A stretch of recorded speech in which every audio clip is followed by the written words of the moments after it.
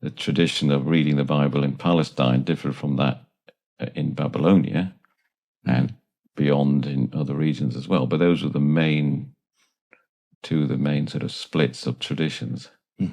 Oral And pluriformity, you mean that there's not one way of doing it, there's two rival traditions, essentially, of how to read the Bible. Then there are several different traditions because, and in Palestine, there were several different traditions.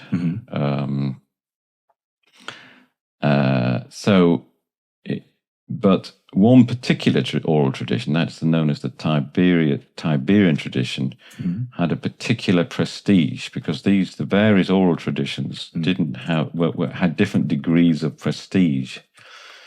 So it was the Tiberian tradition which had the greatest prestige, certainly in the Middle Ages, and it seems since late antiquity. And this was a tradition which had been transmitted by scholars in Tiberias associated with the so-called Palestinian yeshiva. The Palestinian yeshiva was the seat of authority of Judaism in Palestine since late antiquity.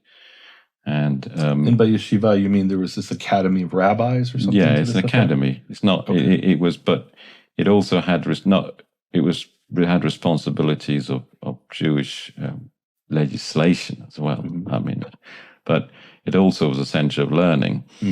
But certainly since the middle of the first millennium CE, or certainly the early Islamic period, we come to learn about various scholars known as the Masoretes, who were specifically responsible for the transmission and preservation of the transmission of the Bible. And we know that in Tiberias there was a school of Masoretes, and many of them clearly had central positions in the Palestinian yeshiva. In fact, one of the Masoretes in Tiberias was called Pinchas Rosh HaYeshiva, which means he was the head of the yeshiva. So it seems the Masoretic school was a central component of the Palestinian yeshiva. So that's really well, I'm gonna let you continue, and I have all these questions to follow up. This is very exciting.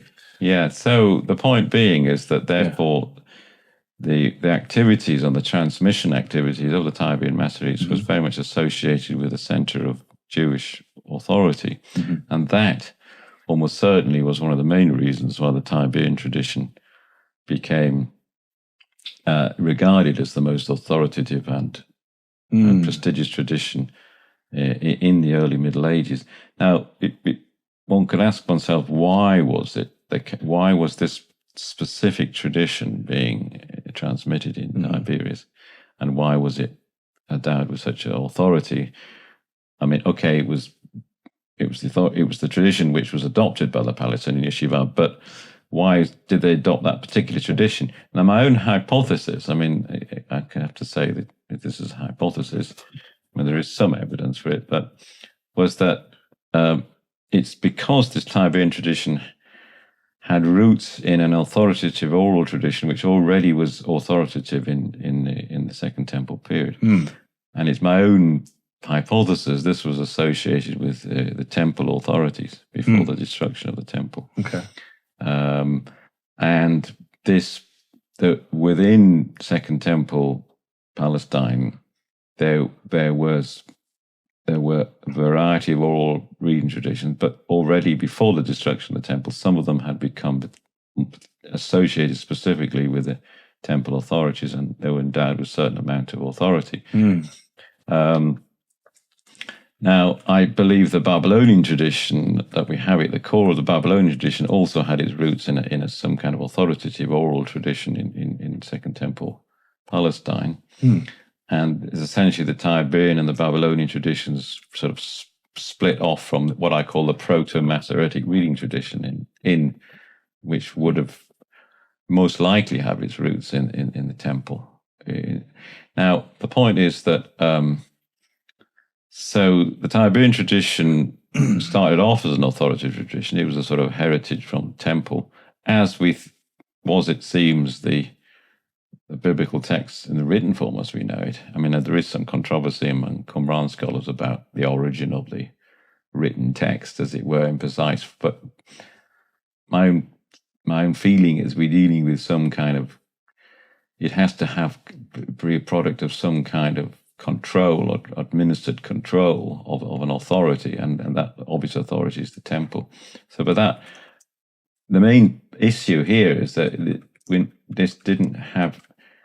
it's related not only to the written text, but also to the oral reading, and there was an authoritative oral reading. So the Tiberian tradition, I think, is an heir to that authoritative oral reading tradition of Second Temple Palestine, transmitted by the authoritative seat of Judaism in Palestine, known as the Palestinian Yeshiva. The Codex got adopted, really, it appears, from the Islamic environment, on the model of the Quran, almost certainly. And this was applied to the Hebrew Bible. And this, among other things, this allowed a greater freedom in terms of notation, in that the scroll was the sacred object which was not changed in any way, whereas the Codex became more of a sort of a study Bible. And this allowed the Masoretes to write down notations like the vowel signs, crucially. But it was the actual shift in the environment to a more writing-based culture that was one of the stimuli to the writing down of the oral tradition.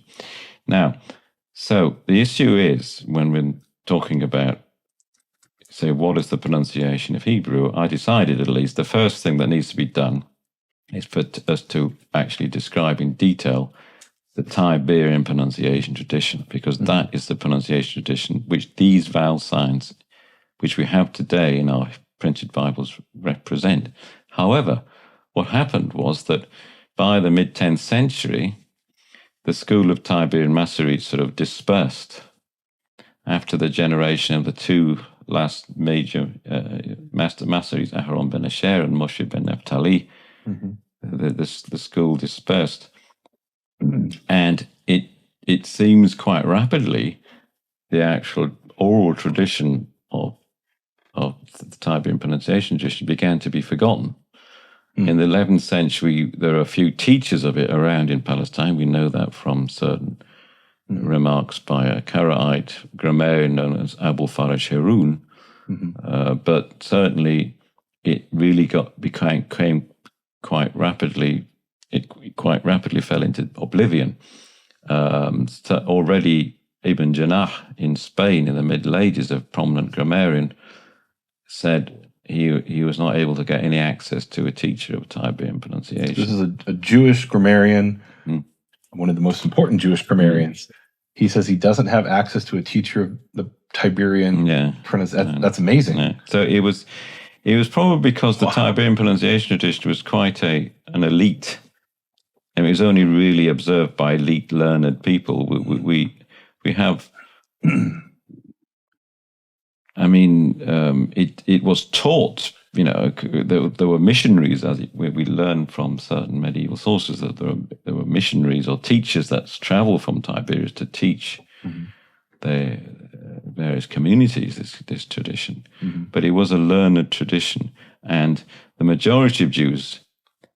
Well, the majority of Jews in Palestine, for example, were pronouncing Hebrew in a very different way. It was known as the Palestinian pronunciation tradition, which I'll talk about that in a minute. But essentially, the Tiberian pronunciation tradition fell into oblivion.